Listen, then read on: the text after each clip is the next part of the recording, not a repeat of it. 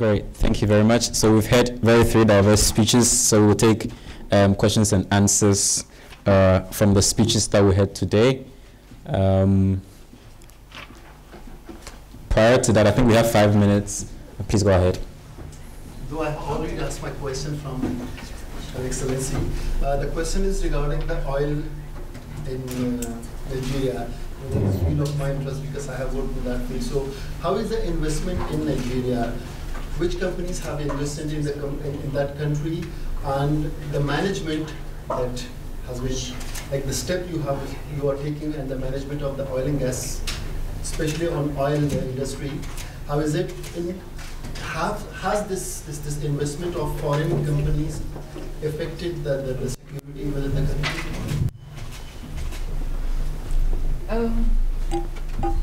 Thank you very much.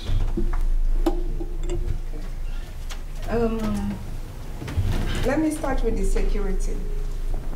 Of course, security affects practically every aspect of life.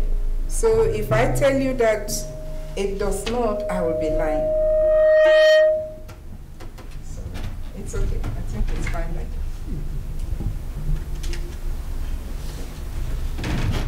that. Yes, currently, like I said about the Niger Delta agitations, occasionally they have this problem when they have misunderstanding with the government. They rise up and then they start sometimes going to the oil wells and disrupting things. But of course, the government is fighting that too. We have the presence of both the military,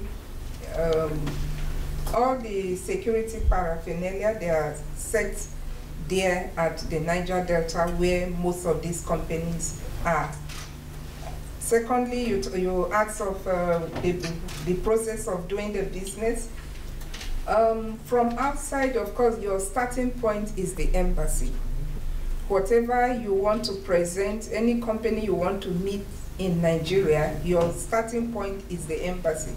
You write your letter, which the embassy will redirect to the ministry involved. If in your own case now we are talking oil and gas, so it will go to the Ministry of Petroleum. If it is maybe agriculture, we direct it that way. If it's in the field of education, we direct it that way. Subsequently, your discussions will now be with the ministry, who will link you with the various companies. Probably the reason for fighting is for asking this question is because of the scam. I know that is global. Many people want to do business in Nigeria, but rather than go through the right process, they always tend to want to follow shortcuts, and then they contact people who are not really in the front line, and they give them the wrong advice, and they end up in the hands of scammers, and then they are duped of their monies and so on. But if you follow the right channels, yes, a lot of companies are there. I'm a diplomat. Don't ask me what companies are there because I don't know, okay? But all I know is that lots of companies are doing business over there. During my talk, I told you that we sell the raw and then we get finished products. How do we get them? It's through all these other companies that are working with NNPC. I hope I've answered you. Thank you. So I'd like to take the next question from your countrywoman. Good afternoon. My name is Chika. I'm also Nigerian. So my question Chika, please, who is your question addressed to? As to Her Excellency. Okay. So my question is, corruption was mentioned as one of the issues that Nigeria is facing. So do you think corruption as an issue in Nigeria could pose a threat to the help from the global community in regards to energy or electricity redistribution? In its simplistic form, I'll say yes, because if you follow the wrong process, that help can still end up in the wrong hands, and it does not get to the right channel. However, if the help is coming and it is channeled through the right means, just like the previous ones, every aspect of life in Nigeria is tied to one ministry or the other. Now, if, for instance, the UN wants to help women and children, if it is education, it has to be channeled through the Ministry of Education. If it is in the area of maybe housing, for instance, it also has to be channeled through the proper ministry.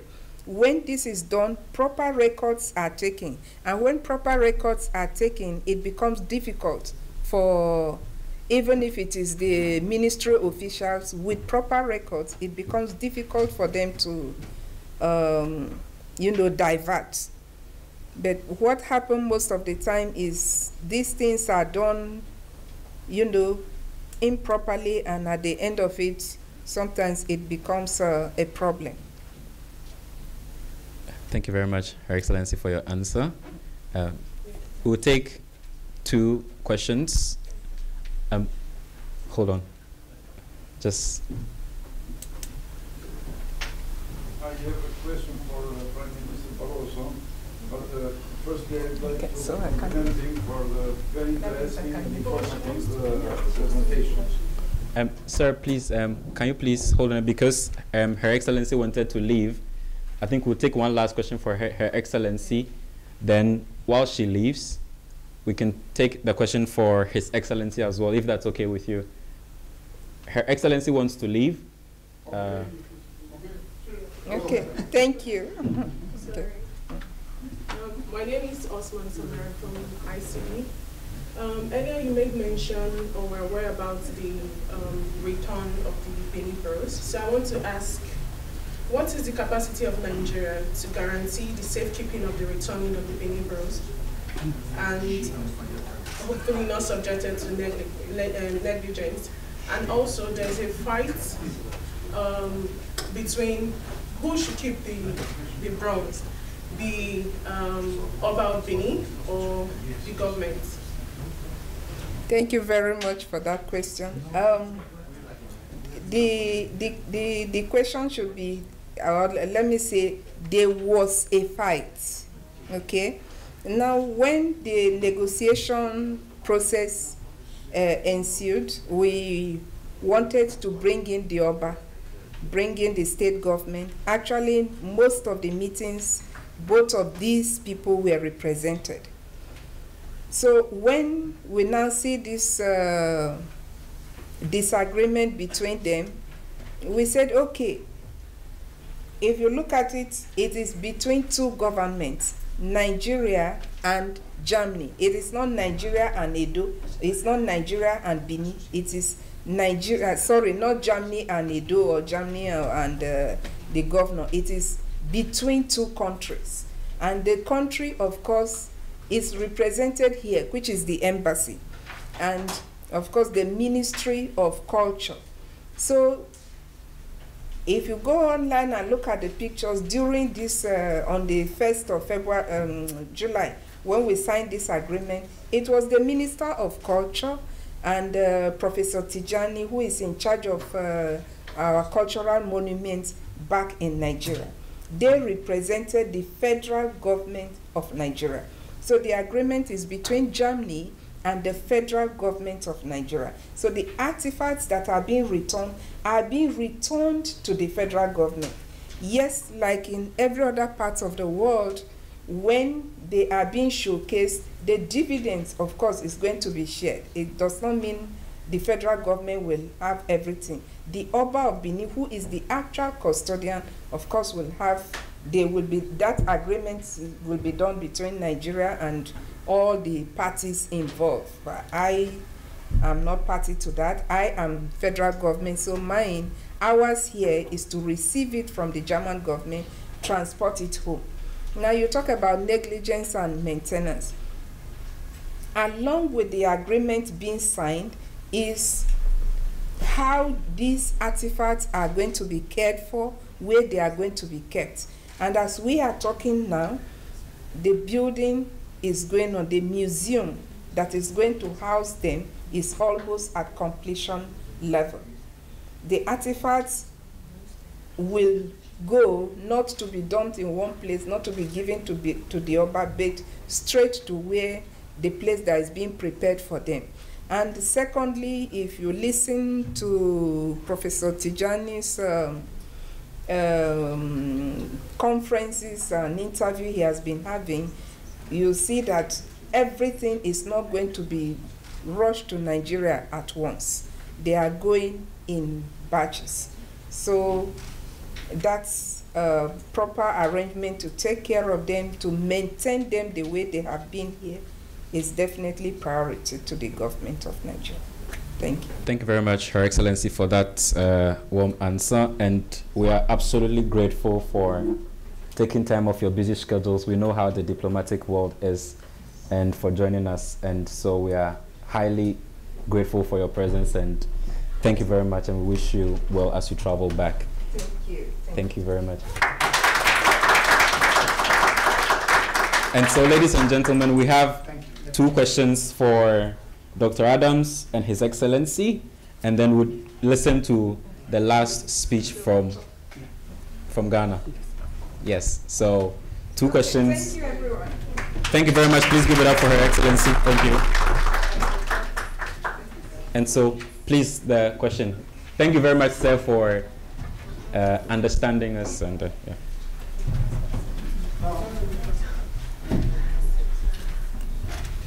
I made a compliment. I don't need to repeat again. Okay. The presentation of Dr. Barros. We are speaking here for democracy and peace. This is very important, and I think that this is a very good contribution of ICD. But there's a problem. Africa, everybody knows that it's a poor continent. And there are some 100 millions that go to bed without dinner. I try to get any solution with my mind, but it is difficult, so please, Dr. Barros, if you have any opinion, what to do the parents that have not food for their children in the evening, and to think for the democracy or for the free elections, let's say, and not to sell the votes and so on. What do you think? Thank for your question. It's very interesting. Yeah, you are right. It's why in the paper I present, the democracy, people when in 19th, when the democracy come to Africa, everybody are saying, okay, now is the panacea, everything will be resolved with democracy. But we didn't understand very well how the democracy in the Western society is, they see this. So people said, okay, we go to democracy. For them, democracy is election. And when we begin to do election, and the whole international community, Western community say, Africa is going very well, the election is going. But after 30 years after, we go to make a, we call it in French, balance, bilan, to see what happened during those 30 years. Nothing improved in terms of solving the problem of the society. The well-being is not there. So you are right. Thinking democracy has, we are perceived it in Europe or in the United States, thinking that, okay, I'm going for the campaign, but I have problem when I come back. No, I don't have food. I don't have nothing. How I can go for the free election? So in these cases, where enter the buying votes. Because during the multipartyism, donc the system of buying vote come. That before, on the uniparty political system, you are obliged to go to vote for who they tell you to go to vote. And in this new system, people are buying vote. 15 euro, because they don't have nothing. You can see people engage in this party and also in the other party, political party. So you are right. This is why I'm saying that what we need in Africa is development. We need the well-being. We need to solve the problem of the society. We need to work in all democratic system. Everybody wants democracy, peace, but how those institutions can work in our way. For example, here, or the international community said, okay, 2-term mandate in Africa or this country is, you cannot have more than 2 mandates. But for example, Merkel is 16 years here. 16 years. President Netanyahu, I think, is 15 years. Prime Minister Netanyahu. And so on.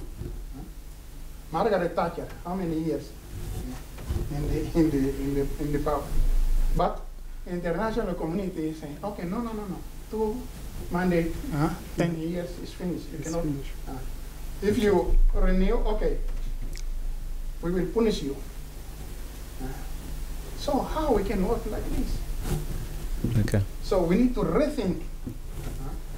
All African, I can tell you, majority of the African people wanted democracy. They think that democracy, we can construct the best country and they go to the level. But how we can do it? With the same institution we have somewhere, or we must think how the democracy should work. Thank you. Thank you very much, sir. I would like to crave our indulgences to try and keep our questions as brief and our answers as brief as possible. And so if there's a final question to the panel or to Doctor, we'll take that and then ask our next speaker to get ready. Please. I have a question for the Doctor. In the context of unfolding international contingencies of post-COVID and the war in Ukraine, what significant role can Africa play without jeopardizing the national interest of the country within the continent, within its continent? Well, the role every African country could play is this. As I mentioned earlier on, solidarity is how to go. Because if you look at it, countries like South Africa, Ghana, and Kenya, Rwanda, in a way, these are a bit more developed in terms of these things. And even the vaccine manufacturing companies that were, asked to, allocated to these countries, they are posed in some specific countries. In comparison to other countries like Burkina Faso, Mali, I think the difference, in terms of development. So internally, we need that solidarity, we need that cooperation. And the other side of it is also that if we get united internally and we try to get support externally, it is easier, right? It's easier. And definitely the ones with more resources, again, like South Africa, would be of a very good position to support the less developed nations, right?